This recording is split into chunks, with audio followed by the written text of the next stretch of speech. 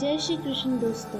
कहा जाता है एक कथावाचक अपनी कथा वाचन से जितना पुण्य अर्जित करता है उतना ही एक कथा को सुनने वाला भी करते हैं। इसीलिए आज से इस चैनल में हर दिन श्री गर्ग संहिता की पाठन होगा। आप लोगों से निवेदन है कि इसे सुनकर अपने मन को शुद्ध और पवित्र करें। शुरू करते हैं गर्ग संहिता की प्रथम विषय श्री गर्ग संहिता महत्व की पहला अध्याय। जो श्री कृष्ण को देवता अर्थात आराध्य मानते हैं, जो कवियों में सर्वश्रेष्ठ है, उन महात्मा श्रीमान गर्ग जी को हमारी नमस्कार है। शुरू में शौनक जी सूत जी से कहते हैं, ब्राह्मण, मैंने आपके मुख से उत्तम महत्व विस्तार पूर्वक सुना है। अब गर्ग मुनि की संहिता का जो साररूप महत्व है उसका प्रयत्न पूर्वक विचार करके मुझे बताइए, जिसमें श्री राधा माधव की महिमा का विविध प्रकार से वर्णन किया गया है। सूत जी कहते हैं, आहो शौनक, इस महत्व को मैंने नारद जी से सुना है। इसे सम्मोहन तंत्र में शिव जी ने पार्वती से वर्णन किया था। कैलाश पर्वत के निर्मल शिखर पर, जहाँ अलोकनंद के तट पर अक्षयवट विद्यमान है, उसकी छाया में शंकर जी नित्य विराजते हैं। एक समय की बात है, संपूर्ण मंगलों की अधिष्ठात्री देवी गिरिजा ने प्रसन्नता पूर्वक भगवान शंकर से अपनी मनभावनी बात पूछी, जिसे वहां उपस्थित सिद्धगण भी सुन रहे थे। देवी पार्वती ने शंकर जी से पूछा, नाथ, जिसका आप इस प्रकार ध्यान करते रहते हैं, उसके उत्कृष्ट चरित्र तथा जन्म कर्म के रहस्य का मेरे सामने वर्णन कीजिए। कष्टहरी शंकर, पूर्व काल में मैंने साक्षात आपके मुख से श्रीमान गोपाल देव के सहस्त्र नाम सुना है। अब मुझे उनकी कथा बताइए। महादेव जी बोले, सर्वमंगल्य राधापति परमात्मा गोपाल कृष्ण की कथा गर्ग संहिता में सुनी जाती है।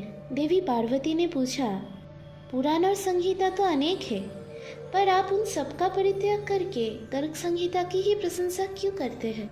इसमें भगवान की किस लीला की वर्णन है? पूर्व काल में किसके द्वारा प्रेरित होकर गर्ग मुनि ने इस संहिता की रचना की थी? देव, इसको सुनने से कौन सा पुण्य होते हैं? प्राचीन काल में कौन कौन लोगों ने इसे सुना है, ये सब मुझे बताइए। सूत जी कहते हैं, अपनी प्रिया पार्वती का ऐसा कथन सुनकर भगवान महेश्वर का चित्त प्रसन्न हो गया। उन्होंने गर्ग द्वारा रचित कथा का स्मरण करके उत्तर दिया। महादेव जी बोले, देवी, राधा माधव का तथा गर्ग संहिता का विस्तृत महत्व सुनो।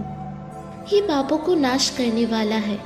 जिस समय भगवान श्री कृष्ण भूतल पर अवतीर्ण होने का विचार कर रहे थे, उसी अवसर पर ब्रह्म के प्रार्थना किए जाने पर उन्होंने अपने चरित्र का वर्णन राधा से किया। उसके बाद गोलोक में शेष जी ने कथा सुनने के लिए प्रार्थना किया। तब भगवान ने खुश होकर पुनः अपनी संपूर्ण कथा उनके सामने कह सुनाई। तत्पश्चात शेष जी ने ब्रह्मा को और ब्रह्मा ने धर्म को ये संहिता प्रदान किया। फिर अपने पुत्र नर नारायण द्वारा आग्रह पूर्ण किए जाने पर धर्म ने एकांत में उनके पुत्र को इस अमृत स्वरूपिणी कथा का पान कराया था। नर नारायण ने धर्म के मुख से जिस कृष्ण चरित्र का श्रवण किया था, उसे नारद से कहा। उसके बाद प्रार्थना किए जाने पर नारद ने सारी की सारी श्री कृष्ण संहिता गर्गाचार्य को कह सुनाई। फिर ये सुनकर गर्ग जी ने श्री नारद जी की पूजन किया। तब नारद ने भूत, भविष्य, वर्तमान तीनों कालों के ज्ञाता गर्ग से कहा, मैंने तुम्हें सर्वश्रेष्ठ श्री हरि की योग कथा सुनाई है। ये वैष्णवों के लिए परम प्रिय होगा। अब तुम इसका विस्तार पूर्वक वर्णन करो। तुम ऐसे अद्भुत शास्त्र की रचना करो जो सबकी कामनाओं को पूर्ण करने वाला, निरंतर कृष्ण भक्ति की वृद्धि करने वाला तथा मुझे परम प्रिय लगे। विपिंद्र, मेरी आज्ञा मानकर कृष्ण द्वैपायन व्यास ने श्रीमद् भागवतम की रचना किया, जो समस्त शास्त्रों में परश्रेष्ठ है। जिस प्रकार मैं भगवत की रक्षा करता हूँ, उसी तरह तुम्हारी द्वारा रचित शास्त्र को राजा बहुलाश्व को सुनाऊंगा। इस प्रकार श्री सम्मोहन तंत्र में पार्वती संकार संवाद में श्री गर्ग संहिता महत्व विषयक प्रथम अध्याय पूरा हुआ।